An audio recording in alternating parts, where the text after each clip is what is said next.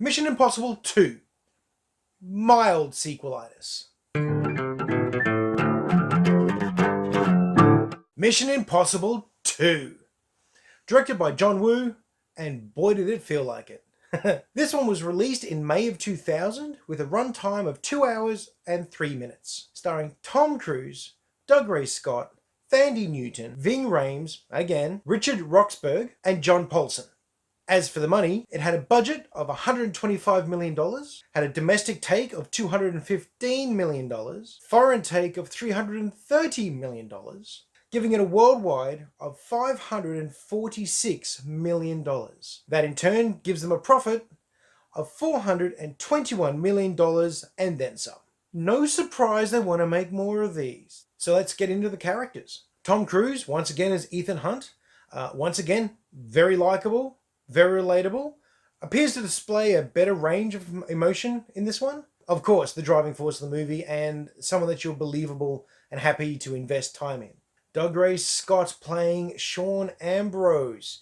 He's a villain. He's a compelling villain, a madman. Has no problem with mass murder and, as Ethan Hunt says in the movie, leaving a lot of hats on the ground. He's a little James Bondish, little James Bondian in his mannerisms and his motives and the way he presents and the threat he is. A better than average villain for these sorts of movies. John Paulson playing Billy Bard. Yeah, right, it was going to happen, wasn't it? Set in Australia, so you're going to have the Aussie agent on board. At first, his very ochre, almost over the top Aussiness was very painful to watch. It's kind of like, yeah, g'day, mate. He'd go and throw that out there real hard, and it's like, oh, I hope I don't have to listen to that the whole movie. And I didn't, thankfully. He calmed down. His character was fairly bombastic when they dropped him in, but he calmed down and stayed as a solid support character. Thankfully, I did not want to watch Crocodile Dundee's B-roll for the rest of this film. That was going to kill me. Does anyone else feel like that when they hear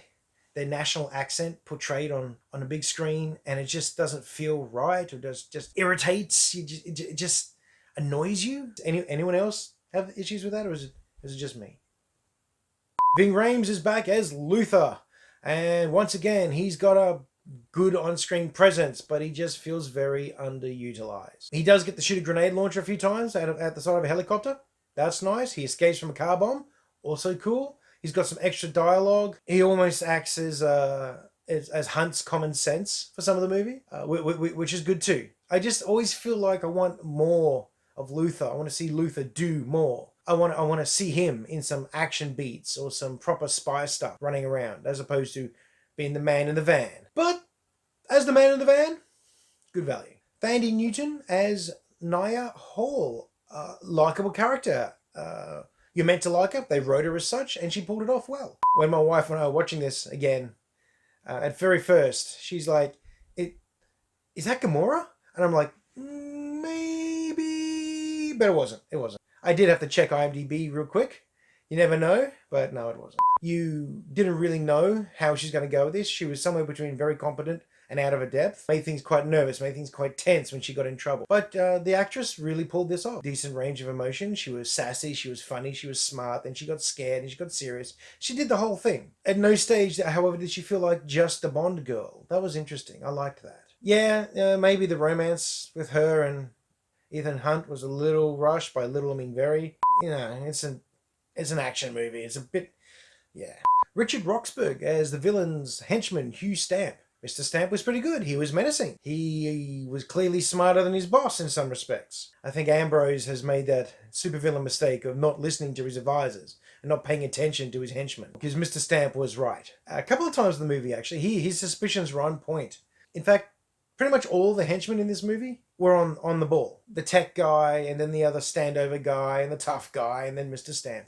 They all performed very well. They presented as a reasonable threat to the IMF team. The CO, the pharmaceutical big bad, who's out to make profit against everything else. Doesn't matter how many people die, doesn't matter how many people get hurt, just wants his money. He's as unscrupulous and nasty as the main villain. Having Anthony Hopkins just appear in this movie as Ethan's handler was unexpected. I liked it. He didn't do much when he was there.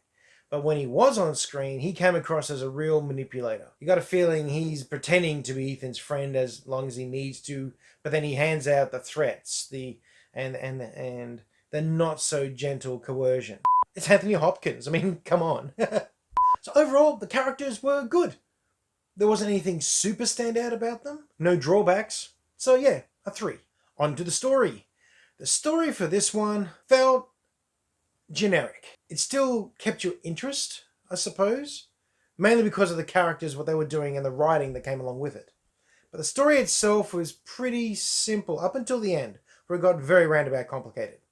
Doubled back on itself a few times. It got a little bit more complicated with the use of the MacGuffin and the villain switching up just his motives. He went from just wanting money to now he wants controlling stock in the company. That was nice. Didn't mind that at all. Whereas Mission Impossible 1 was a spy movie with action in it, this was an action movie that happened to have spies in it.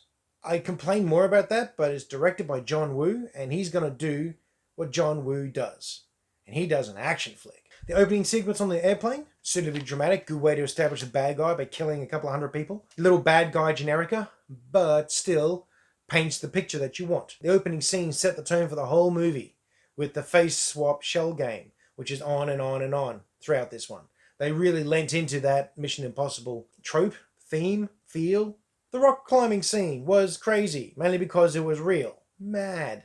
I found the music for the opening, for that rock climbing scene, odd.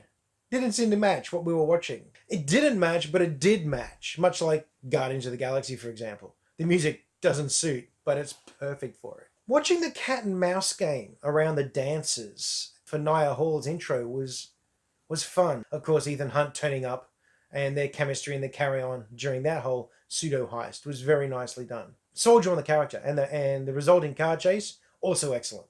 So they managed to get these very nice action beats into this story, and it just didn't let up. It started and just kept going. Slowed down, of course, when it got to Australia because we're very lazy over here, but not for too long, thankfully. The snatch and fake out of the greedy corporate scumbag, where they trick him into thinking he's dying, and they trick him into thinking it's a dream.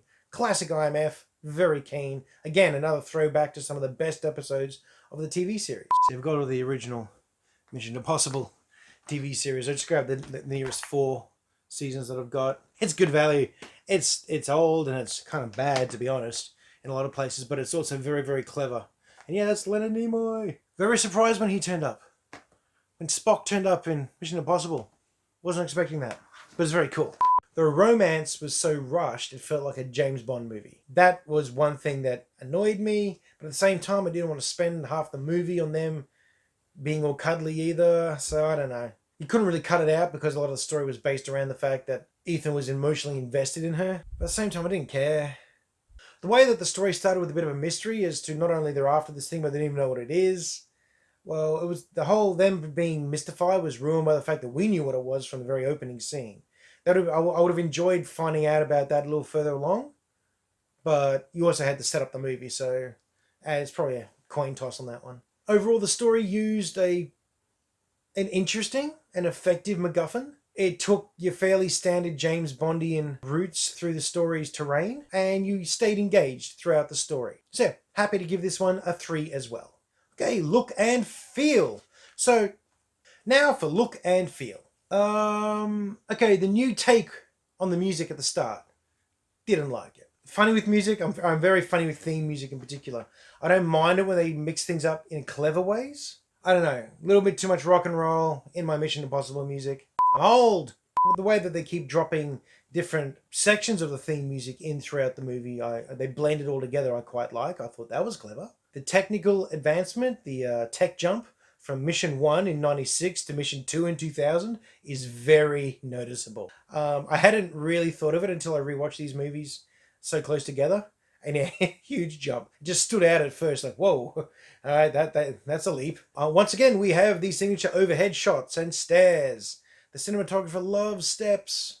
And so do we as an audience usually. They're just very interesting to watch. Gives you a feeling of action and movement when there's really actually nothing happening there at all. It all felt like it was filmed on location. There would have to been some studio work, but for the most part, it honestly felt quite, I've got a mustache hair doing that thing again, get the scissors soon, quite natural. I did find the dove symbology, or just the white pigeon, I think it was, a lot less heroic when you're symbolized by a white pigeon. That symbology, a little clumsy, but it was effective. Tad goofy, but then again, the entire end sequence was a tad goofy. The motorbike chase sequence was good, but then it got drawn out, and then it turned into jousting. No, it got kind of dumb. It's one thing to watch him rappel off the side of a building and fall and land down steps, or get blown up by something and get up and stagger off okay. And for some reason, we can accept that in an action movie. Watching two people leap off their motorbikes at top speed and crash into each other in a tackle hug thing, then fall down a sea cliff and land on the sand, and then they get up.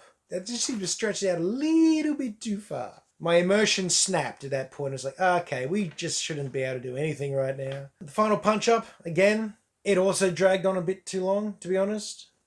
That's a lot of damage being handed back and forth and no real effects. And after falling off said bikes down said cliff onto not so soft sand. Landing on wet sand isn't soft. That's not a soft landing. I did that a lot growing up down the coast. The amount of times I fell off something high onto sand, that hurts. Speaking of goofy, it occurred to me at the very early on in the movie, and I ended up keeping track of it. But there were 31 unnecessary slow motion shots, as well as spinning. I don't know why. Yeah, 8 completely unnecessary spin, roll, dive moments that had no purpose other than to look cool. I wasn't just spin from one point to the next point. This was like, and then get where you're going. This isn't Hong Kong cinema. You don't need to try that stuff. Just take cover like a normal person. Why are we doing ballet in the middle of the gunfight, Ethan? Come on, mate. You're not Mila Jojovic. Yeah, so silly. But fun. But silly. So yeah, look and feel, it's an easy 3. I can't mark it down for all the slow-mos and the spins, as much as I kind of want to, but I won't, because it just is what it is. It's just part of the movie. It's part of the experience. And now for one of my favorite parts of any movie, the script and the dialogue. I found it to be fun and fast. It crackled, it sizzled along quite well. They didn't really bog themselves down. And even when exposition was happening, it was interesting exposition. For example, Sean Ambrose explaining what Hunt was going to do to get into the pharmaceutical building and mocking him because of his airborne idiocy and his over-the-top attempts to avoid hurting anybody. And that was fun, watching the villain give the voiceover for the action on the screen. Luther, again, loved him, but he was dry. He gave exposition or general explanations mainly. The jump cuts and the crossover conversations between the villains and the heroes about what they're doing and how they're doing it, I found that to be very effective. I really enjoy when they do clever things like that. It always lifts the movie for me when the writers and the directors get creative on how they can present their scenes and have it all play out. For example, at the horse race, the iconic Australian horse racing, that whole sequence was really well done, quite clever. The way they discussed it, the way they talked about what was happening, and everything around them. The way they befuddled the villains, and almost got away with it clean. The thief Hall, she was very, very good at what she did, but she made a couple of little mistakes that Sean Ambrose picked up on, and that kept things tense. When he knew that she was working against him, but just kept going along and playing with it because he wanted to keep her around for as long as possible. That was nice and clever. Also, some of the dialogue in the shootout at the pharmaceutical lab, when everyone's taking shots at Ethan and back and forth, and you got the bullets hammering around the place and this vial of deadly, deadly toxin bouncing around amongst the bullets. And Ambrose is screaming at everyone to put a sock in it. Stop shooting. You know, you hit that, you'll kill us all. Reminded me of John Travolta as the villain in Broken Arrow. The hero's got the nuke and they're driving off, and Travolta and all his lads are shooting at it, and he keeps yelling at them to please stop shooting at the thermonuclear weapon. It reminded me of that scene, and I thought that was very clever. I like that. Yeah, on the whole, the script and the dialogue lifted above the rest of the movie in many ways. It was very enjoyable. Again, like I said before, even the exposition was fun to listen to. So I'm going to give it a 3.5. Okay, fun factor. Well, I thought that Mission Impossible 2 was much more intense in many ways than Mission Impossible 1.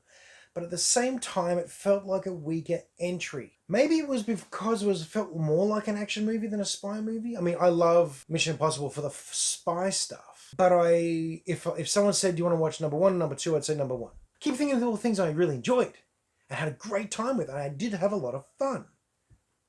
But it does just fall short of the Mission Impossible 1 standards for me. Some of the Aussie accents on the extras, yeah, that hurt a little. That kind of... My expectations were Mission Impossible 1, and this wasn't it. That'd be where the problem lies. Okay, real quick, a couple of Aussie things. One, it's very weird to see Sydney in a big action blockbuster. Seeing Australian money on the big screen, also weird. Because we got a fantastic plastic Monopoly money over here. Watching a Telstra phone booth get blown up, that was nice. I like that. And of course, that sheep station. Yeah, I've been to places like that. That was a little bit more dry and desolate than ones I've been to, but that looked fairly authentic. There might have been a bit of CGI work in the background, perhaps. Depends how close to Sydney they were. That looked quite deep outback. But hey, they never really said where it was, so it doesn't really matter. On the whole, I'll be giving Mission Impossible 2 a fun factor of 3. Adding all them up, that gives us a total of 15.5.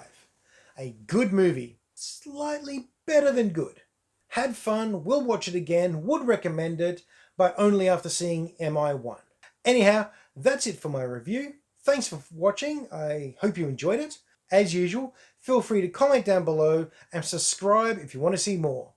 I hope you all have a very good week.